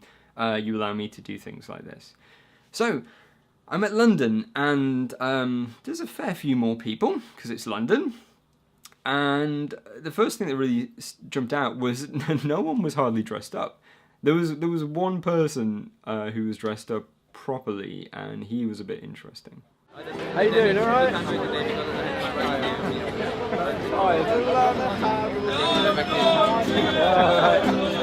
you dressed up like this today? Well, you've got to make the effort, haven't you? Really, So I just think it's the more interesting it looks, the more it attracts people, and the more it kind of puts the message over. Now, this protest as well was very different from the Nottingham one because it was so badly organised. Even on the day of going down there, I wasn't 100% sure where the protest was going to be taking place because there was conflicting information on Facebook. But as I was going down there, they tweeted out, or they Facebooked out that it would be in a certain place. I was like, aha, okay, cool. So it was near 10 Downing Street. So I turned up with my camera, and they didn't even have a PA system. So they had no way of really communicating to what was a relatively large amount of people. And so it took a while for one to turn up, and when it did turn up, it was whistling like hell. And the speeches began. Now, before they started, another thing really, really stood out to me, which was the number of press that were there. There was probably 15 to 20 people who were from the press. And in fact, I had multiple people coming up to me who were saying, oh, what agency do you working for? You freelance? And I was like, what? They're like, oh yeah, who are you working for? I'm a YouTuber. I do this as odd as it sounds for fun. Some people are into, I don't know, dogging. Some people are into watercolors. I'm into YouTubing. And they're like, oh, they were taken back by it. They're like, oh, okay. And then a few of them, actually not a few, just one, actually gave me his card saying, hey, if you publish this stuff online, we'd love to, have a deal with you. I never replied back to that at all. Anyway. So there was lots and lots of press there, listening to these people and interviewing these people, and I thought, okay, maybe they'll have more arguments. Maybe these people will have done their research, unlike the people in Nottingham. No. Well, no. Let's start off nice. Okay, so Liz O'Neill was one of the first people to come on, and she did a grand job. I still think she did. I made a whole video about her where she talked where I talked about her argument saying that Monsanto was responsible, and Roundup specifically was responsible for the decline in the monarch butterfly. Not true. Technically, it's more the farming techniques that we use these days. And then she talked about the World Health Organization saying that glyphosate, just said correctly, is a possible carcinogenic. And myself and James, again, have made a huge video where we looked at the actual research that they brought forward in that IOC report and just essentially laugh it off, because it's beyond crap. It's beyond crap. We are avid supporters of the World Health Organization's vaccine work and principles of education helping to improve human health. And it's with this in mind that I say this. The level of scholarship depicted in the IARC report and the Lancet press release is on par with Andrew Wakefield of MMR fame. And then also, a few of you might not know that we actually had a podcast later on where we talked to someone who discovered that there's actually maybe alternative reasons to why the people who published that report published it. So it's definitely one to listen to. And she guaranteed them that the studies would come out and show a clear link with breast cancer and pesticides. Yeah. So they had their own intentions beforehand of what this was going to, the conclusions that were going to be there. And in fact, as the observer report, one of the observer reports said that the meeting started by saying that of all the categories that could be decided as a conclusion, carcinogenic probably, possibly, or not carcinogenic, they were to exclude the not carcinogenic. Mm.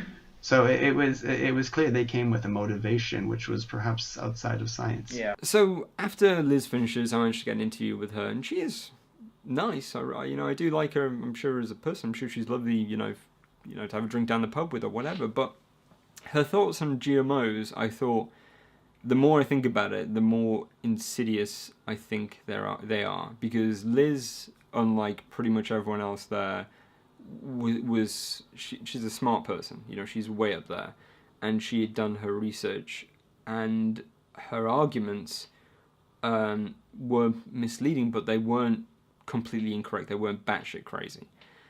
And I think it's really horrible to have someone like that who is against this kind of area of science that could help out so many people. And the reason that she's against it might be that she's been paid as the head of GM Freeze. It might be that, and that's her job, and it might be that she thinks this, but it's her ideology that is driving her. It's not science. It's not what the peer review literature is saying. It's not what the scientists are saying.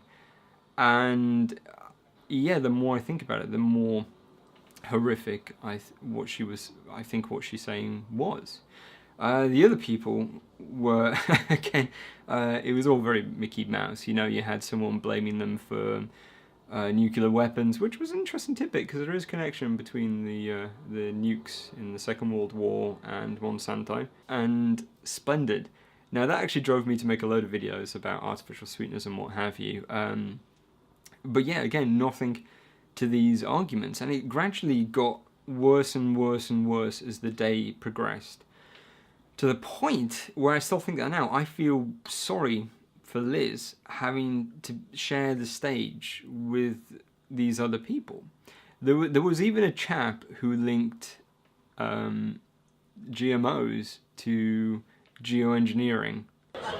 Now, I mentioned this because I was mentioning the IPCC report that was published last year, and there are very worrying references in that report to BECCS, to the possibility that we may require large-scale geoengineering and genetically engineered as well as geoengineered solutions to climate change because the threat is so great. They did an exemplary job in outlining the threat.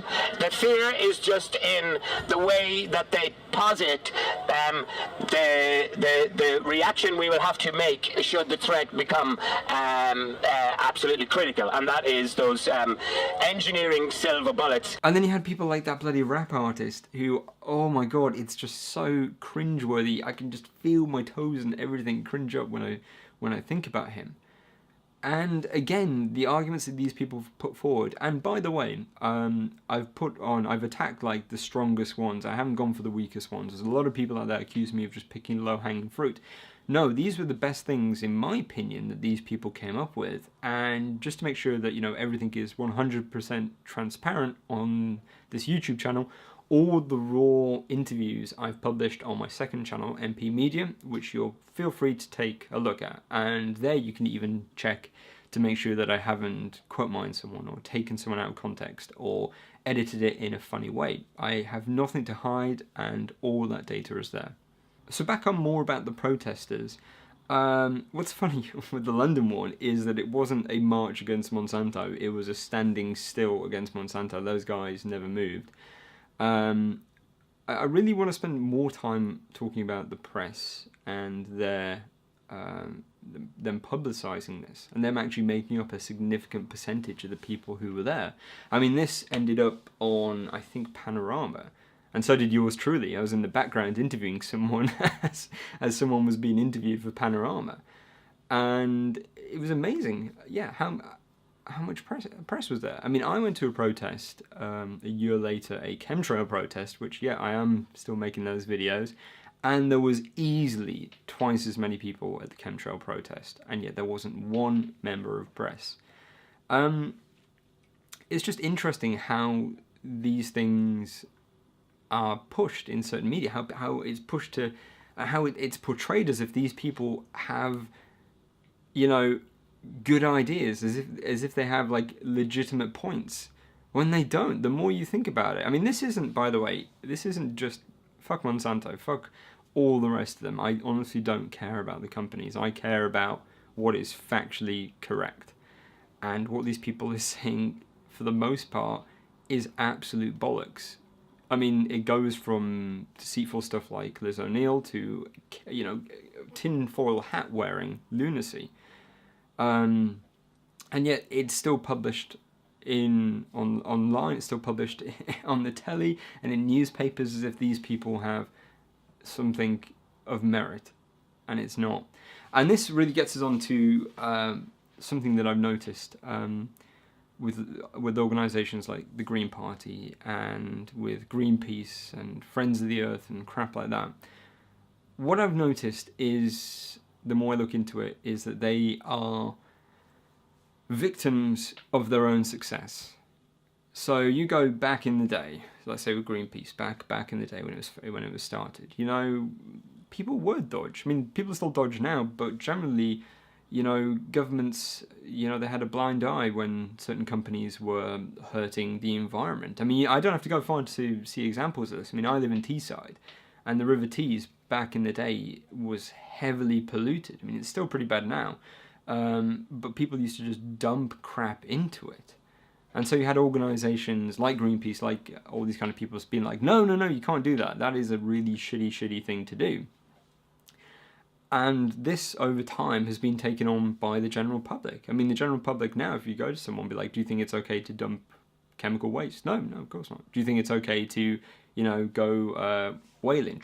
No, God, that's just awful. Do you think, you know, renewable energy is a good idea? Yeah, it's pretty alright, yeah. And so forth. So all these people who would have been attracted to organisations like Greenpeace and all this kind of jazz, I've kind of fluttered away and moved towards maybe other things that are more, well, that aren't Greenpeace and what have you. So what are you left with? You're left with these odd dogmatic views perpetuated by people who believe them because they want to believe them, and they can't change, and they're just stuck with that. Because if they ever do change and say, actually, you know, GMOs may not be so bad, then they would lose everyone. And they kind of do that. It's interesting. They kind of do that about nuclear power at the moment, because now they're attacking it not so much, oh, it's nuclear power, it's dangerous. It's, oh, it's nuclear power, it's expensive. And you can see this. They're stuck in this dogmatic view, and they will never be able to get out of it. They will never change it. And I think we should stop listening to organisations like that. You know, yeah, fair enough. In the olden days, maybe they did have points about, you know, chemical dumping, whaling, what have you. But now, no. So the London protest ended, and I jumped on a train and went up to York, actually, where I had a few bevies with some mates, and I started making these videos. And the more I made and the more interaction I had with people who were against GMOs, the more I started to really dislike these protesters. They are having a very serious real-world effect. They are. People, for some reason, politicians, the general public, are for some reason listening to them, or think that they may have a point, or maybe niggling there in the back of their head that, you know, hey, maybe we shouldn't grow GMOs because they're dangerous, or what have you. And it will be causing a lot of suffering. Because, okay, fair enough, you know, if in the Western world here in the UK, you know, I'm never probably going to starve. I'm going to be okay. But there are places on the planet where this kind of technology would be fantastic, where it would help people. But it's been stopped left, right and centre. I mean, it's the reason why Greenpeace go against golden rice, because they know if they let that one through the door, then it's going to open up for all the rest of them. And they can't. They need to attack it. They need to keep going. Sorry, I know this is turning into a bit of a ramble, but I did say this was unscripted, so you were warned at the beginning. So I watched all my Monsanto protest videos before making this video, and you can tell that I'm slowly getting more and more angry as the videos progress. I mean, I start off fairly light and ho-ho, look at these people, and then it slowly changes to where you can see on my face that I'm actually quite angry and quite just fed up with these people, because they're having real-world effects, like I said. Now, before I go, there's a couple of things I want to say. Arguments that I heard 1,000 times whilst I was out there. The first one was about back in the day when some scientists said that, you know, smoking was fine for you, and they're like, oh, you're saying that GMOs are okay, and a load of scientists said GMO papers are okay? Oh, well, scientists said that, you know what, smoking back in the day was okay, for, you know? What does that mean? It means bugger all, princess. It means bugger all. You could actually use that line of arguing for anything. You could use it even against them. Oh, what's that? You say that some anti-GMO scientists say these things are bad for you? Oh, we know back in the day, scientists used to say that smoking was good for you. Do you remember that? Oh, what's that you say? Putting your knob in a vice and getting a flamethrower on it is a bad idea? That's what scientists say? Well, you know, back in the day, scientists used to say that smoking was okay for you. It means nothing at all. The other one that really got to me and really irritated me that I kept hearing over and over and over again is that we don't know the long-term effects of this. For anyone who says, it's basically anyone who says that is using it as a scare tactic when they have no data to scare you. David Sharman is a perfect example of someone who does this. Do you remember when he did his GMO videos back in the day and he said, oh, we don't know long-term effects? It means nothing unless you can put a time frame on it, or unless you know that there's the potential of danger. And we don't know that with the stuff that's on the market at the moment. So just saying we don't know the long-term effects means bugger all. So this is the last video that I hopefully am going to be making on the March Against Monsanto protesters. Now, I had the opportunity to go and visit them again this year, but I decided to turn it down. I thought it would be a waste of the money that I've been receiving from Patreon, because quite frankly, keeping tabs on these things as I do, these people have brought nothing new to the table. It's still the same old bullshit.